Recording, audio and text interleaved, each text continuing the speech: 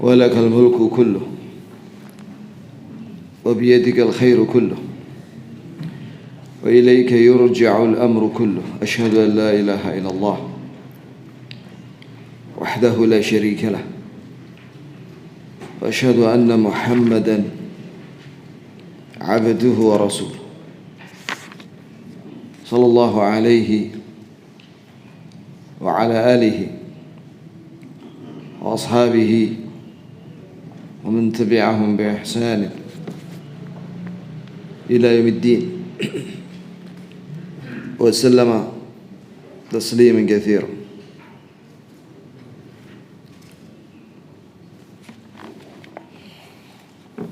اللهم ارزقنا علما نافعا ورزقا طيبا وعملا متقبلا.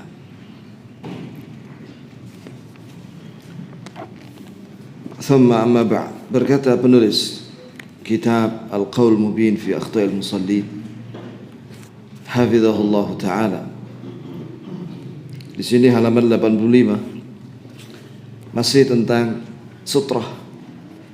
Wa fi amri Nabi sallallahu alaihi wasallam bil istitari bis sahmi fi salat ma bata aw ma bana wa thabata annahu sallallahu alaihi wasallam arada bil amri bil istitar bimithli akhirati ar-rahl fi tuliha la fi tuliha wa 'ardiha jami'an. Kata Ibnu Khuzaimah rahimahullah bahwa di dalam perintah Nabi sallallahu alaihi wasallam agar kita mengambil sutrah berupa anak panah atau tombak di depan orang yang sholat, ini jelas dan menegaskan, menetapkan bahwa Nabi SAW memerintahkan kita untuk menghadap sutrah ketika sholat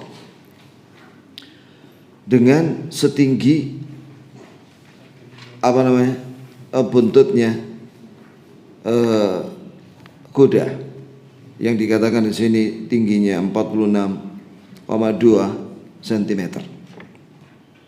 La fituliha wa 'ardiha jami'a.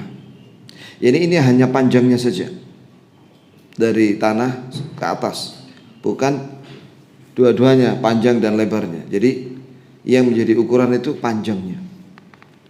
Panjangnya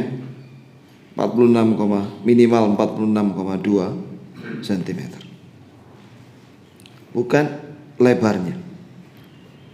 Wa alaihi, maka kesimpulannya kata penulis hafizahullah, fala yajuzu ittikhadul khat sutrah ma'al qudrati ala ittikhadi ghairihi walau kana 'asa aw mata'an aw khashabah aw turabah hatta law jama'a hijaratan fawqa ba'dihha ba'dan kama fa'ala Salamah ibn al-Aqwa' radhiyallahu anhu.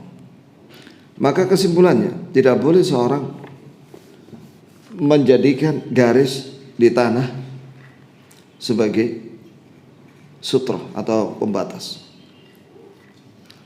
padahal dia mampu untuk menjadikan sutra selainnya, walaupun itu adalah tongkat atau tas atau kayu atau tanah atau batu yang dikumpulkan ya setinggi 46,2 cm itu, sebagaimana yang dilakukan oleh Salamah ibn Aqwa radhiyallahu.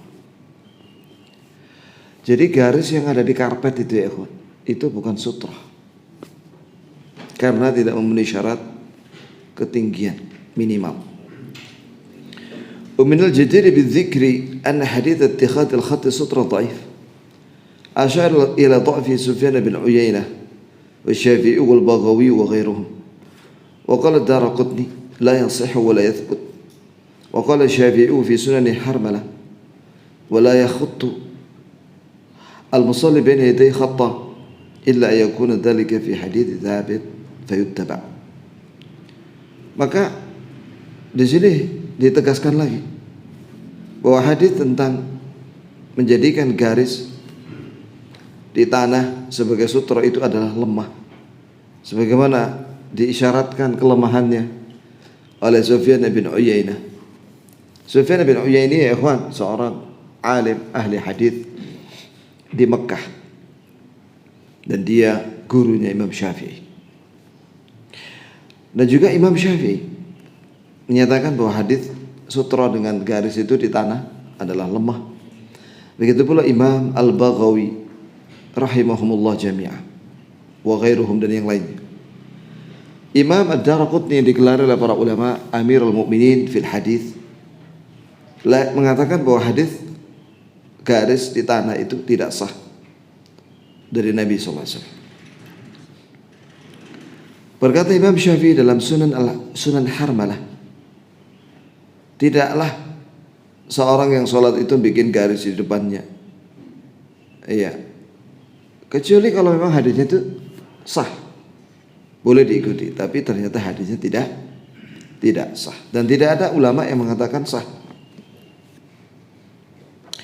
Berkata Imam Malik ini gurunya Imam Syafi'i di Madinah, dalam kitab Al-Mudawwanah mengatakan rahimahullah bahwa al-khattu batil, bikin sutrah dari garis, dibikin garis lurus di tanah itu batil. Wa dha'afahu minal mutaakhirina, dan dilemahkan oleh para ulama yang belakangan seperti Ibnu Salah. Ibnu Salah ini ikhwan adalah seorang alim ulama yang pertama kali mengarang buku mustalah hadis. Itu Ibnu Salah, yang dari buku beliau akhirnya banyak para ulama belakangan yang datang setelahnya mengambil manfaat dari bukunya.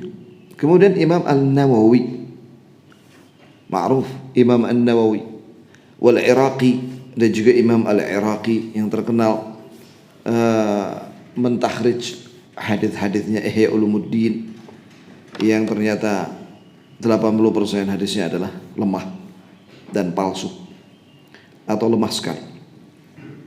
Baqiya ba'da hadza an yuqal, sehingga setelah itu kita katakan innal ma'mum la tajibu alaihi sutra. Nah, ini salah satu faedah bahwa makmum tidak wajib, yakni makmum ketika salat berjamaah tidak wajib mengambil sutra di depannya. Was-sutratu fi salatil jamaah min mas'uliyatil imam. Karena sutra ketika salat jamaah itu tanggung jawabnya imam. Yakni sutrahnya itu ketika salat jamaah di depannya imam. Artinya kalau ada orang misalnya salat jamaah terus kentut sehingga batal wudhunya dan salatnya, maka dia boleh langsung jalan di depannya jamaah, soft salat di depan makmum, boleh keluar sana wudhu. Wala yutawahhamu mutawahhimun aw la yatawahhamu mutawahhimun anna kulla musallin sutratahu musalli alladhi amam. Jangan seorang menyangka bahwa seorang ketika salat jamaah itu bahwa sutrahnya adalah orang yang ada di depannya. Fa inna dzalika la yakunu fi as-saffil awwal. Itu tidak terjadi pada shaf yang pertama, apalagi shaf yang kedua. Artinya shaf yang pertama sutranya itu ya di depannya imam. Tsumma innahu yaqtadi man'ul mar baina as-sufuf. Iya. Kemudian ada orang ketika mau lewat terus dihalang-halang. Oh tidak. Badalil ala khilaf. Malah dalilnya itu bertentangan dengan itu. Yakni kalau ada orang batal dan lewat di depannya orang yang sedang sholat jamaah, yakni shaf pertama atau kedua atau ketiga, maka dan seterusnya itu tidak mengapa. Dalilnya ini an Ibnu Abbas radhiyallahu anhu qala, dari Ibnu Abbas semoga Allah meridhoinya dan bapaknya, karena Abdullah dan Al-Abbas adalah sahabat radhiyallahu anhuma. Qala ji'tu ana wal Fadl ala atanin wa Rasulullah sallallahu alaihi wasallam bi Arafah. Famarna ala ba'd as-saff fanazalna fataraknaha tarta'. ودخلنا مع رسول الله صلى الله عليه وسلم في الصلاة فلم يكن لنا رسول الله صلى الله عليه وسلم شيئا. Hadits ini sahih riwayat Muslim. Kata Ibnu Abbas bahwa kita pernah naik keledai saya dengan Al-Fadl, saudara kandungnya. Waktu itu Rasulullah sedang ada di Arafah, yakni sedang sholat jamaah di Arafah waktu haji. Maka kami masuk ke dalam shaf. Iya, sambil naik himar.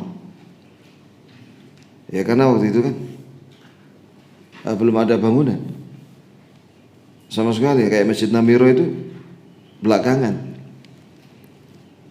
Ya, jadi Nabi SAW ketika salat zuhur dan asar di Arafah itu di Namiro, ya kawan, yang sekarang jadi masjid. Dan Masjid Namiro itu terbagi dua. Ada yang masuk wilayah Arafah, ada yang di luar wilayah Arafah. Jadi hati-hati, harus memperhatikan apabila ada jamaah haji yang sedang salat zuhur dan asar jama'an wa qasran, jama' dan qasar di Masjid Namirah di padang Arafah. Setelah salat hendaklah dia menuju lokasi masjid di situ yang masuk Arafah agar sah wukufnya. Kemudian setelah kami mendapati shaf, jadi melewati depannya orang yang sedang sholat berjamaah. Setelah kami mendapati shaf, kami turun dan kami biarkan keledai itu makan-makan rumput atau apa yang makanan dia. Kemudian kami masuk bersama Rasulullah dalam sholat berjamaah. Maka Rasulullah SAW tidak menasihati aku sedikit pun. Artinya boleh ketika orang sedang sholat melewati apa? Di depannya jamaah makmum, bukan di depannya imam, antara imam dengan sutra, bukan begitu maksudnya ya. Wa fi riwayat, dalam satu riwayat, anna al-adhana marrat baina yaday ba'd as-saff al-awwal. Dalam satu riwayat Bukhari, di sini diterangkan bahwasanya keledai itu lewat di depannya sebagian shaf yang pertama. Ya, lewat di depan shaf yang pertama. Jadi tidak mengapa ada hewan tunggangan maksudnya lewat di depan shaf pertama atau kedua atau ketiga, lewat gitu ya. Tidak mengurangi dan tidak membatalkan salat jamaah. Fahadha Ibn Abbas wal Fadl yamurani ala himari untha. Ini riwayat Ibn Abbas dan Al-Fadl radhiyallahu anhum, lewat keduanya di atas kendaraan keledai betina, baina yadayni as-saff al-awwal, di depan saf yang pertama. Falam yarudhuma ahadun minas sahabah. Tidak ada seorang pun dari sahabat yang menghalanginya di shaf yang pertama itu. Walam tarud al-atani aidan, dan tidak ada yang awalam turat al-atan aidan, tidak ada yang menolak keledai betina itu lewat di depannya. Thumma lam yunkir ahadun alaihim dalik, dan tidak ada yang mengingkarinya. Walam Nabi sallallahu alaihi wasallam, begitu pula Nabi tidak mengingkari. Wa in qala qail minal mungkin an yakuna Nabi sallallahu alaihi wasallam lam ya'lam bidzalik. Kalau ada orang berkata bahwa Nabi sallallahu alaihi wasallam tidak tahu karena Nabi menghadap kiblat, maka dikatakan, dijawab, illam yakun ra'ahuma Nabi sallallahu alaihi wasallam bi janibihi faqad ra'ahuma man khalfah. Faqad qala sallallahu alaihi wasallam, hal tarawna qiblati ha huna fa wallahi la yafa alayya khushu'akum wala ruku'akum inni la arakum min wara'i dhahri. Kata Nabi sallallahu alaihi wasallam, ini bahwa Nabi di sini dikatakan jawabannya adalah bahwa Nabi sallallahu alaihi wasallam melihat keduanya walaupun Nabi sedang menghadap kiblat. Orang yang lewat di belakang Nabi itu Nabi melihat. Dalilnya bahwa Nabi SAW bersabda, apakah kalian melihat kiblatku di sini? Demi Allah, tidak tersembunyi bagiku kekhusyuan kalian dan rukuknya kalian. Aku melihat kalian di belakang punggungku. Nah, ini salah satu mukjizat.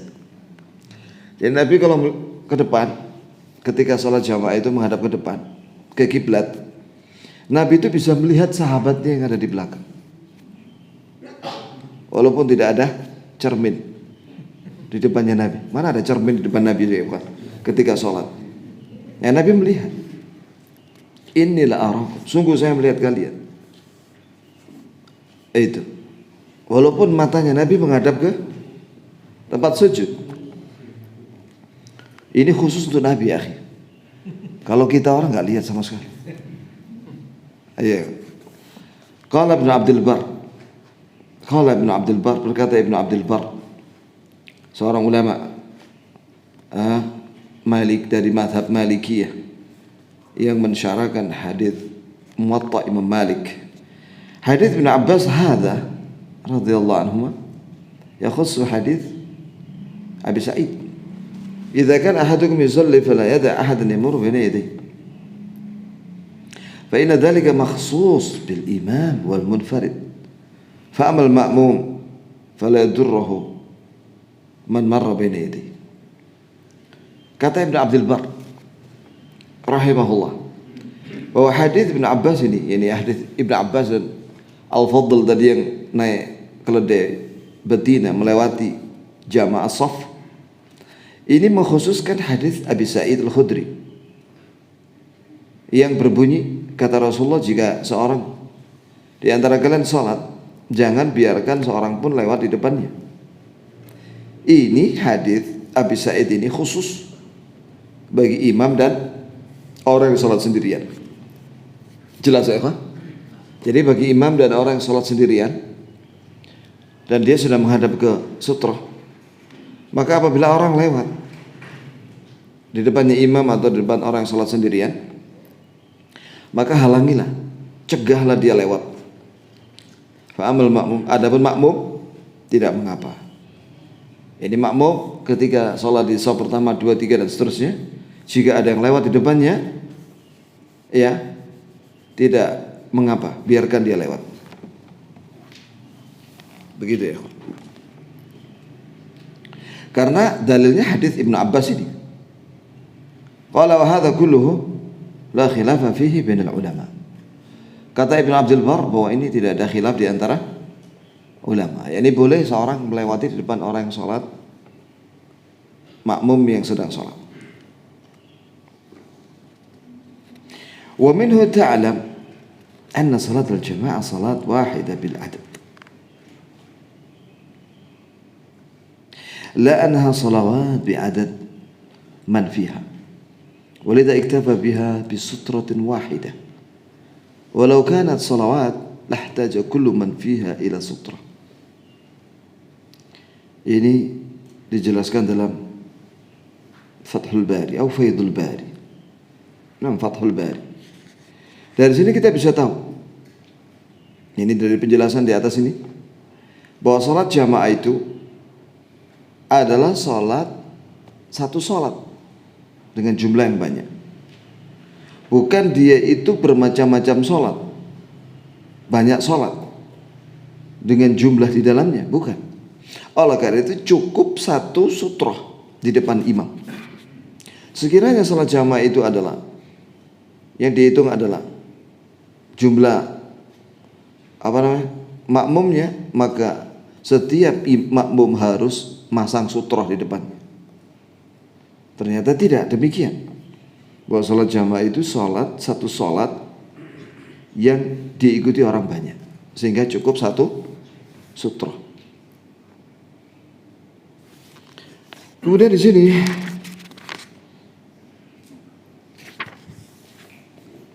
penjelasan berikutnya, faedah. Kata penulis hafizahullah, fa in lam yattakhid al-imam sutratan faqad asa'a wa kana taqsiru minhu wa la yajibu ala kulli ma'mum an yattakhidha sutratan li nafsihi wa an yamna'a al-nar. Jika imam teledor, dia tidak mengambil sutrah, maka sungguh dia telah berbuat keburukan dan mengurangi sunnah. Maka tidak wajib setelah itu makmum untuk mengambil sutrah masing-masing, dan tidak wajib untuk menghalangi orang yang lewat di depan. Alhamdulillah di sini ikhwan sutrahnya masya Allah tembok sudah, nggak ada orang lewat. Tapi ada sebagian mihrab masjid itu gawat di masjid, mihrabnya ya besar, luas. Nah, sunnahnya kan sutra itu mendekat ke tembok yang ada di depannya itu, imam itu yang di mihrab itu. Karena mihrabnya temboknya jauh, mihrabnya gawade kayak ruangan begitu ya. Ada beberapa masjid seperti itu. Maka hendaklah dia menempatkan di situ kursinya khotib, letakkan di depan dia. Karena sunnahnya kan mendekat ke arah sutra. Atau jadikan mimbar itu sebagai sutra, mimbar khotib. Begitu ya.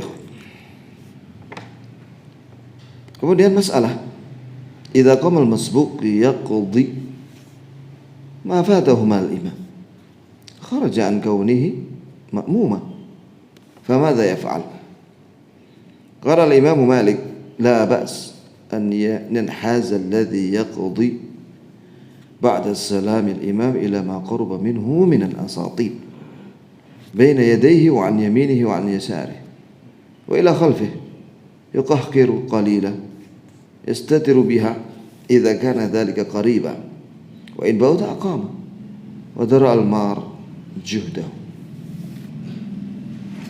Nah sekarang ada masalah nih, ada pertanyaan. Masalah itu artinya ada pertanyaan. Bagaimana kalau seorang jamaah makmum dia masbuk, imam sudah salam, maka bagaimana ini tentang sutra ini, orang yang masbuk ini? Dijawab oleh Imam Malik rahimahullah, maka tidak mengapa dia untuk berjalan ya, selesai imam itu salam, sedangkan dia masih menyelesaikan rakaatnya sendiri-sendiri, maka dia hendaklah mendekat ke arah sutra yang ada di depannya.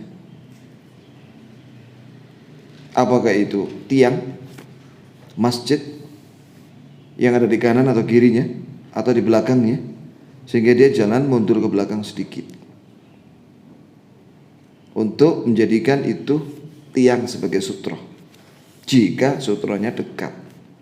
Apabila sutranya atau tiang itu jauh, ya sudah dia berdiri di situ dan dia berusaha menghalangi orang lewat di depan antara dia dengan tempat sujudnya. Begitu ya kawan. Jadi jangan kalau tiangnya jauh dia jalan-jalan menuju tiang gitu. Dia mau sholat atau mau jalan-jalan gitu. Ya. Nah di sini juga menunjukkan bahwa sebentar. Qala Ibnu Rushd. Ibnu Rushd ini adalah mazhabnya Maliki. Dia yang terkenal ngarang buku apa itu?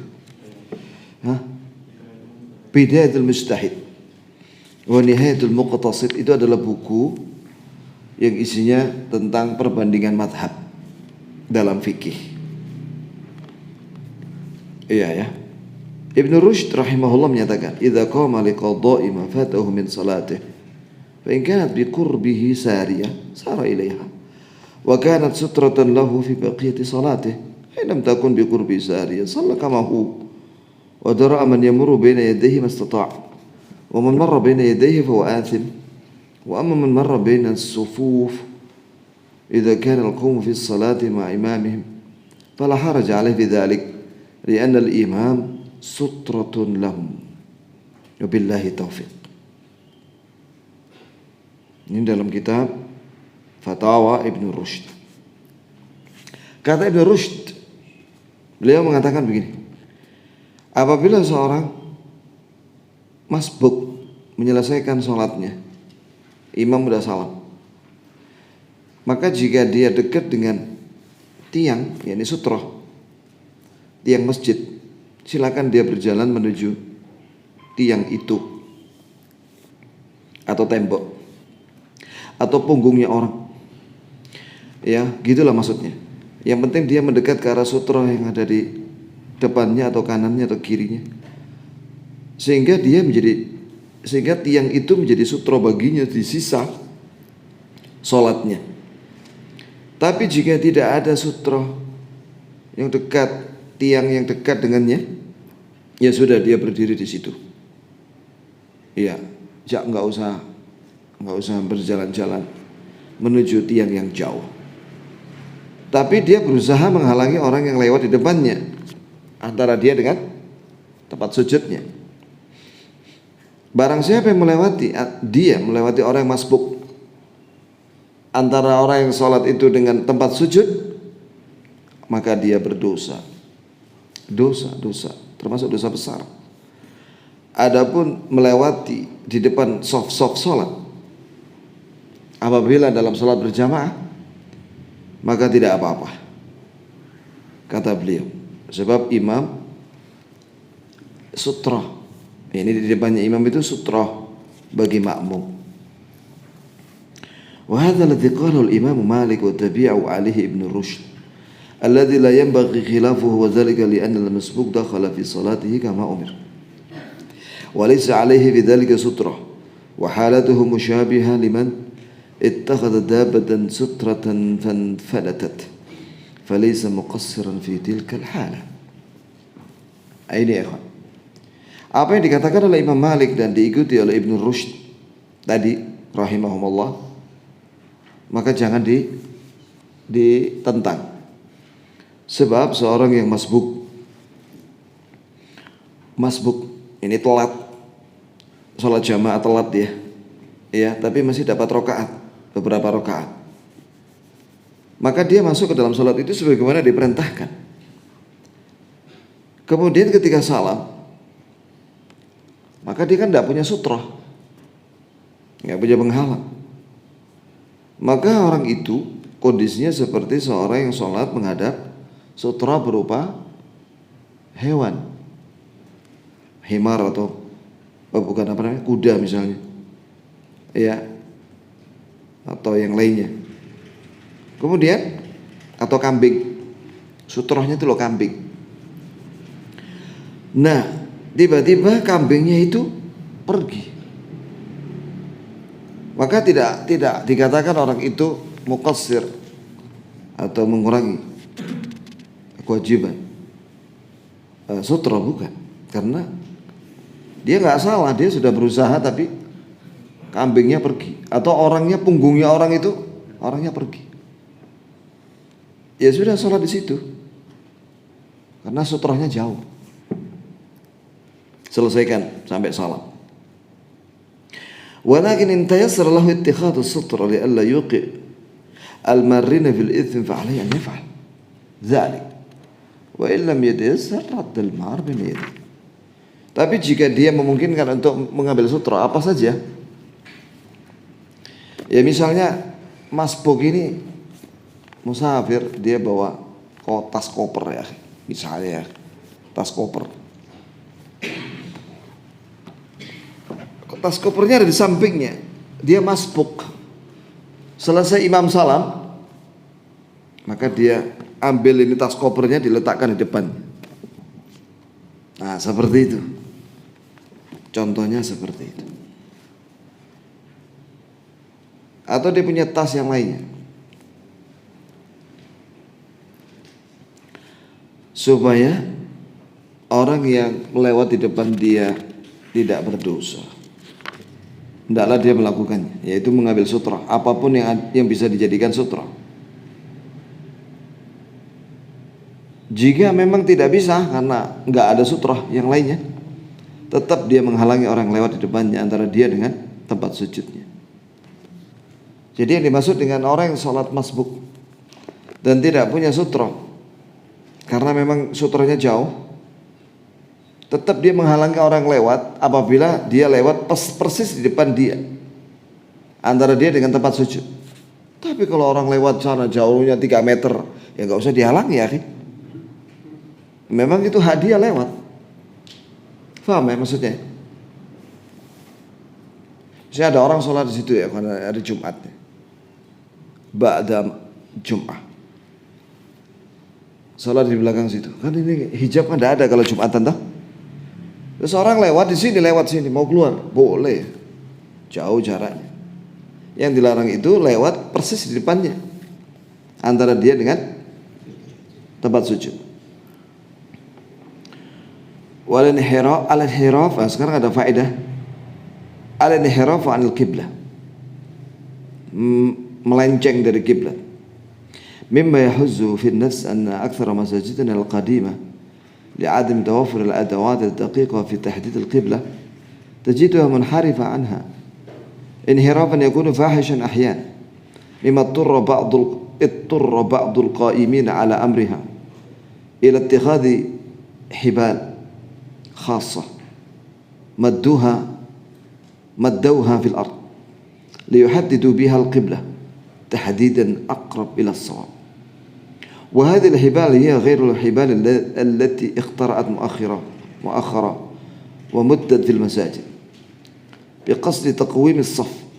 وكأن المسلمين وصل بهم الإهمال في شأن تسوية الصفوف والتزاحم بالأقدام والمناكب إلى درجة أنهم احتاجوا إلى مثل هذه الحبال التي يتعثر بها المارون في المسجد، والتي إن دلت على شيء فإنما تدل على مبلغ جهل المسلمين بالتحادي الصحيح والوقفة الصحيحة التي سيأتي تنبيه عليها إن شاء الله تعالى في جميع أخطاء المصلين في صلاة الجماعة. والله الموفق ولا رب غيره أو غيره.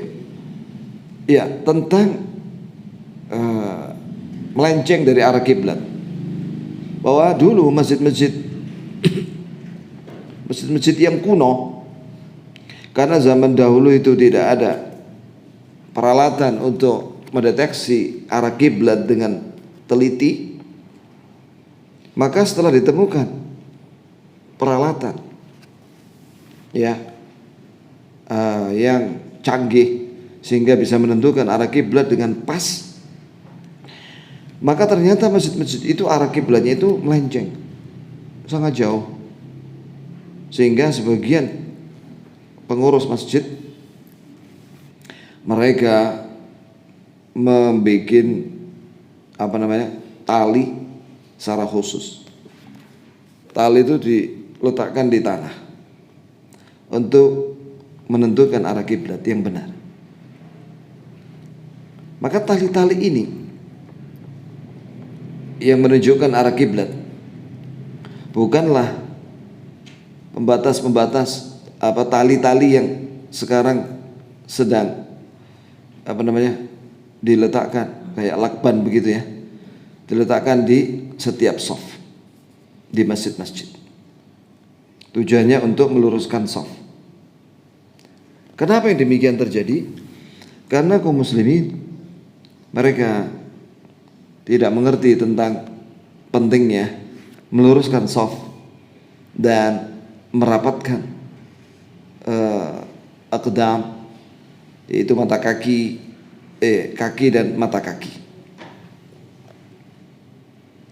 Sehingga diperlukan itu ya seperti ini ya, garis begitu di tiap shaf pertama, kedua dan seterusnya. Tujuannya adalah supaya lurus dan rapat. Ya, di sini menunjukkan bahwa sunnah tentang lurus shaf dalam sholat berjamaah dan rapat ini adalah perkara yang kaum muslimin tidak tahu, banyak yang tidak tahu. Yang nanti akan dibahas secara khusus.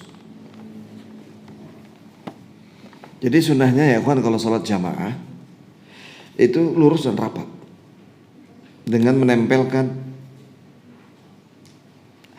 kaki dan bahu, kaki dan bahu. Nah sekarang kenapa ada sebagian masjid renggang-renggang? Ya karena ada sebab, yaitu darurat, pandemi. Maka kayak di Masjidil Haram, Masjid Nabawi, bahkan di seluruh masjid di Saudi Arabia, dan juga sebagian masjid di Indonesia dan yang lainnya, itu renggang-renggang softnya untuk menghindari apa? Penularan dan penyebaran virus corona yang sekarang sering disebut apa? COVID. Begitu ya. Dan itu untuk sementara waktu, sampai kalau sudah tidak ada lagi COVID, iya rapat lagi gitu. Subhanallah, ini masalah khilafiyah ini. Ya, itu sampai hari ini dibahas. Saya sering ditanya masalah itu di WA, di Facebook. Ya, ada yang japri. Akhirnya saya bikin tulisan saya share itu yang tentang fatwa para ulama tentang bolehnya renggang ketika sholat. Karena ada sebagian yang marah-marah, dimarahi makmum itu. Jangan marah-marah ya, ini masalah fikih, gak usah marah-marah ya. Yang mau rapat silakan. Kalau ketularan ditanggung sendiri, kan begitu. Yang mau renggang, ya silakan. Yang penting sholat jamaah, jangan ditinggalkan. Bahkan ada sebagian yang sama sekali nggak mau keluar dari rumahnya, karena selalu mengikuti berita di televisi masih PPKM. Akhirnya nggak keluar untuk sholat jamaah saja, tapi ke mall jalan, ke pasar iya, futsal iya, nongkrong di kafe kadang-kadang, tapi ke masjid enggak. Loh, ini kan jadi tanda tanya gitu loh, ya kan? Ke masjid enggak mau, tapi ke tempat lain kumpul dia. Ada apa ini? Kalau memang ente nggak mau kumpul-kumpul di masjid, ya sudah, jangan kumpul sama yang lainnya di luar masjid, di luar rumah.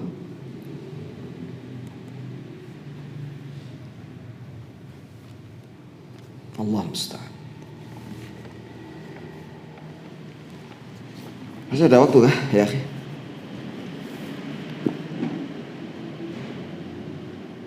Ya kita tambah sedikit ya. Judulnya kesalahan orang yang sholat, tentang sifat sholat mereka. Di sini dibahas yang pertama tentang mengeraskan bacaan niat,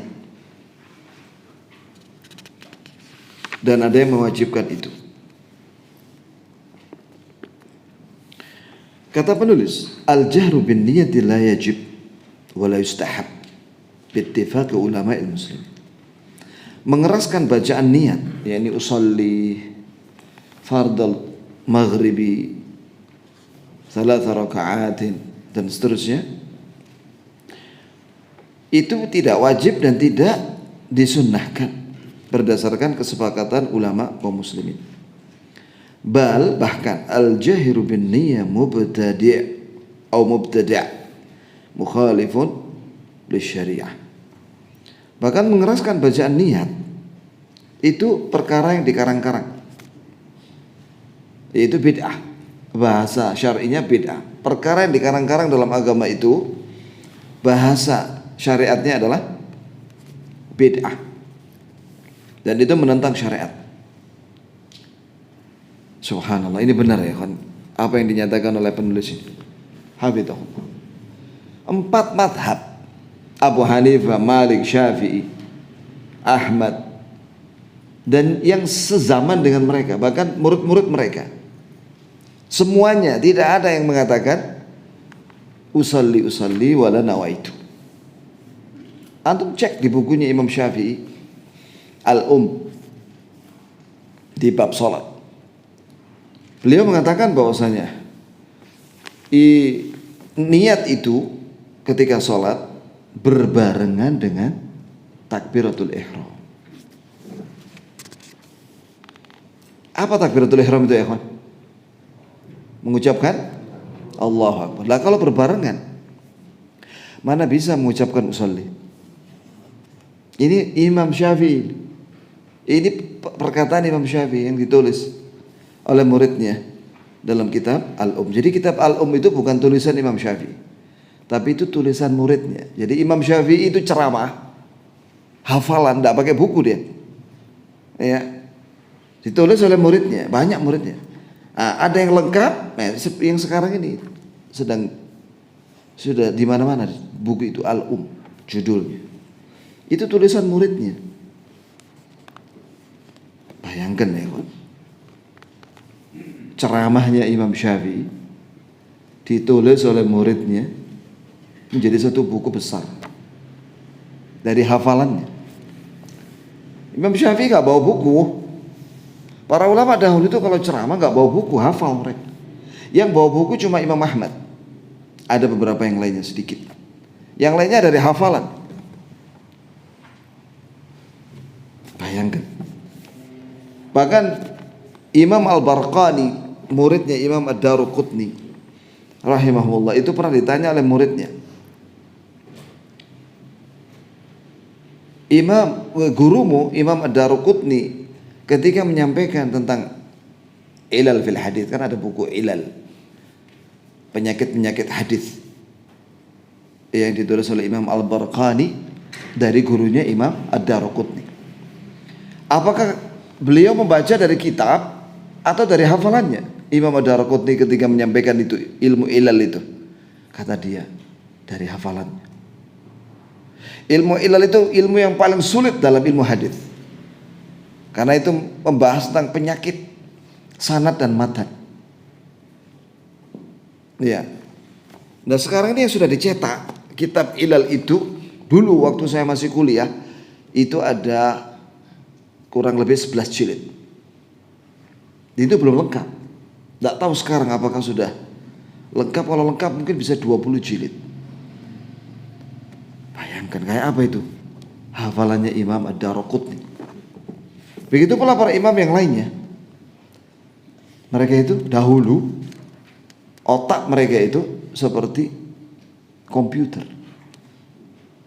Ketika bertambah tahun kaum muslimin, ya, maka hafalannya semakin melemah.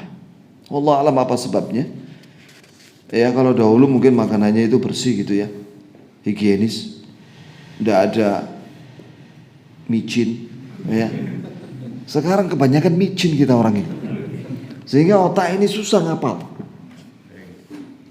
berat ngapalan itu, suka lupa. Nasallahu alaihi wasallam. Tapi orang dahulu otak mereka itu kayak komputer. Jadi sekali baca hafal, sekali baca ya akhi, hafal. Ibnu Taimiyah itu ketika masih kecil sama gurunya ditulis itu hadis itu ada 10 hadis, sanad dan matan. Terus Ibnu Taimiyah yang masih kecil dia nulis juga. Selesai baca semuanya baca sekali. Lalu dihapus sama gurunya di papan tulis itu. Ayo baca semua, stop. Langsung bisa. Sekali baca langsung setor. Hafal. Bahkan Imam Bukhari pernah diuji di Baghdad oleh ahli hadis. Ada 10 orang ahli hadis, disaksikan oleh ribuan jamaah para pelajar hadis ketika berkunjung ke Baghdad untuk bertemu dengan Imam Ahmad waktu itu. Maka diuji oleh ahli hadis di Masjid Jami Baghdad. 10 orang ahli hadis di depannya Imam Bukhari, dan 1 orang membacakan 10 hadis dengan sanad dan matan yang dibolak-balik. Sehingga total semua berapa? 100. Kan 10 orang yang baca masing-masing 10. Setiap dibacakan satu hadis yang dibolak-balik sanad dan matanya itu, Imam Bukhari mengatakan la arifu. Aku tidak pernah mengenal hadis itu. Sampai 100 hadis dibacakan. Setelah itu selesai, baru dia bilang sama orang yang pertama tadi, hadis yang pertama kamu baca itu sanadnya ada pada nomor ini. Orang ini nomor sekian. Hadis yang nomor 2 matanya ada di nomor sekian orang itu. Terus begitu sampai 100 hadis. Sekali baca langsung nyantol di otak. Kalau kita bagaimana ya? Kalau dibacakan arba'in misalnya 5 hadis, kira-kira langsung nyantol berapa hadis kira-kira? Yang pendek-pendek aja. Yang pendek. Paling yang nyantol apanya? Satu kata, innama. Innamal a'malu binniyat. Ya kan? Yang lainnya lupa sudah Ustaz. Allah musta'an. Makanya Allah mudahkan dengan apa? Komputer. Sekarang ini ada aplikasi namanya Syamilah, Maktabah Syamilah. Itu isinya Masya Allah ribuan kitab. Kitab tafsir, kitab hadis, kitab fikih, lengkap ada di komputer. Tinggal di download aja. Maka Allah mudahkan dengan komputer, dengan HP, aplikasi. Karena otak zaman sekarang ini melemah hafalan, kurang kuat. Ya, kebanyakan maksiat, kebanyakan ngapalin lagu, musik. Akhirnya nggak ngapal sudah Quran dan hadis. Atau ngapalin yang lainnya, maksiat-maksiat yang lainnya. Akhirnya otaknya jadi melemah kekuatannya. Baik ya ikhwan, satu kalimat lagi apa? Satu paragraf ini. Wa idza fa'ala dzalika mu'taqidan annahu min asy-syar' fa huwa jahil dhal. Jika melakukan membaca, melafadzkan niat usolli atau nawaitu dengan meyakini bahwa ini bagian daripada syarat Islam, maka dia bodoh dan sesat. Yastahiqut ta'zir, maka berhak dihukum. Hukum badan. Itu kalau dalam negara Islam yang menerapkan syariat. Wa illa fal 'uqubatu 'ala dzalika idza asarra 'alaihi ba'da ta'rif al-bayan. Jelas dia dihukum. Ya, jika dia terus melakukan itu, mengucapkan sholli dan nawaitu padahal sudah dijelaskan. La siyama idza adaman ila jambihi bi raf'i sauti, apalagi sampai menyakiti, mengganggu sebelahnya. Usolli, ya sampingnya kan enggak terganggu dia. Bahkan kadang ada seorang imam, saya ngalami, ada seorang imam yang baca usolli itu, usolli lama gitu ya. Ya kita belum takbir kan, dia masih usolli, belum Allahu Akbar. Setelah itu dia Allahu Akbar. Maka saya dan makmum Allahu Akbar. Setelah itu dibatalin sama imam. Usolli, wah batal ya. Itu merusak jamaah sudah itu.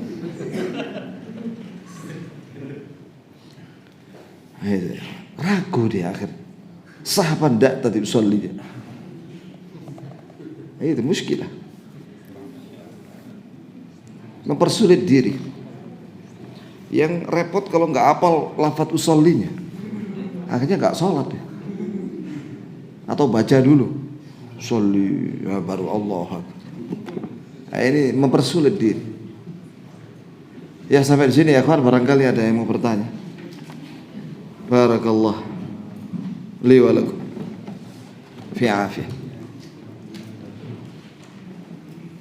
Misal ada kasus kita sholat di depannya orang yang duduk, di shop pertama itu penuh, kita sholat di shop kedua ambil sutroh yang di depannya duduk.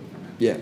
Terus setelah beberapa lama mungkin si yang duduk itu tadi mungkin merubah posisi kakinya sehingga dia mundur gitu, sehingga ngambil tempat sujud kita itu. Sikap kita gimana? Mundur sedikit. Antum juga mundur sedikit. Yang masbuk tadi mundur aja sedikit, mengalah, karena sutrohnya mundur. Barangkali diingatkan. Jangan. Iya. Udah biarin aja. Dia nggak ngerti. Yang penting dia duduk, alhamdulillah. Gitu ya. Antumnya yang mundur. Ada lagi?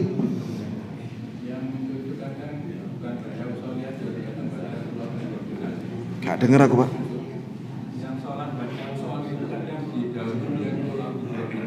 Didahului dengan apa? Nah, itu tambah lagi. Baca qul a'udzu birabbin nas.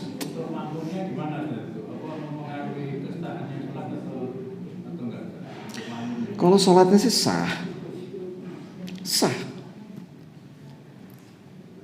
Tapi dosa yang nanggung dia itu imam sendiri. Maka di sini ya ikhwani, antum kalau sholat sebaiknya di masjid yang ahli sunnah, yang menegakkan sunnah. Karena kenyataan afwan ya, kebanyakan yang baca usolli, imam yang baca usolli itu sholatnya cepat.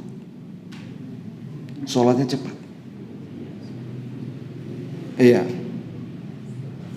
Udah mengganggu makmum dengan usolli, cepat sholatnya ternyata.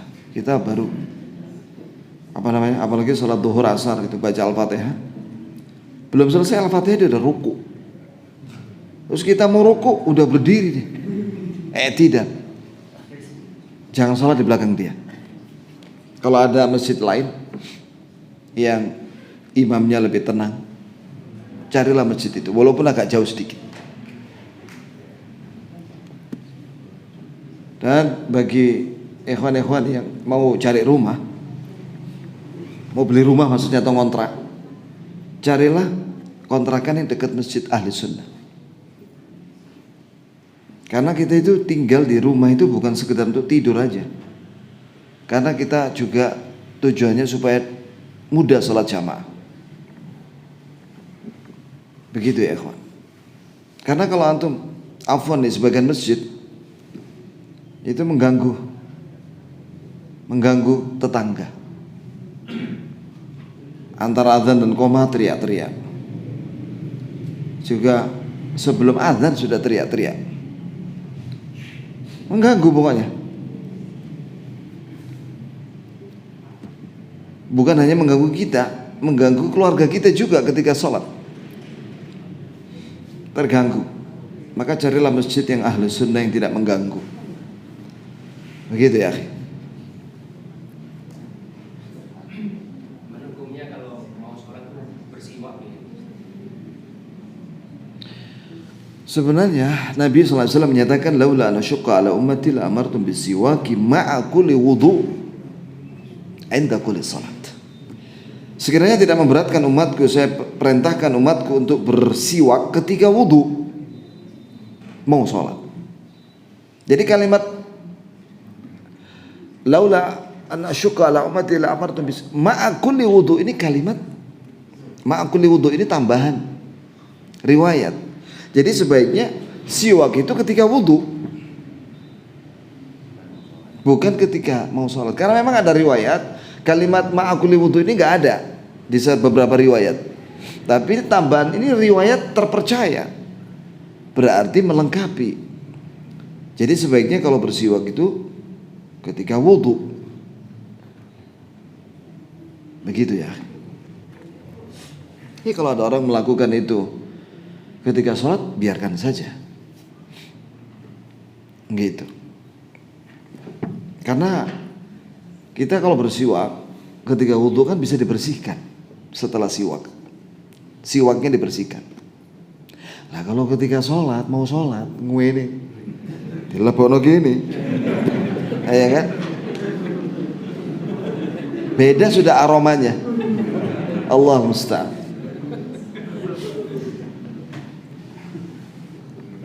Kalau tidak ada siwak, ya pakai odol lah, pakai sikat gigi setiap mau sholat. Ketika wudu. Baiklah sampai di sini ya ikhwani, barakallahu li wa lakum.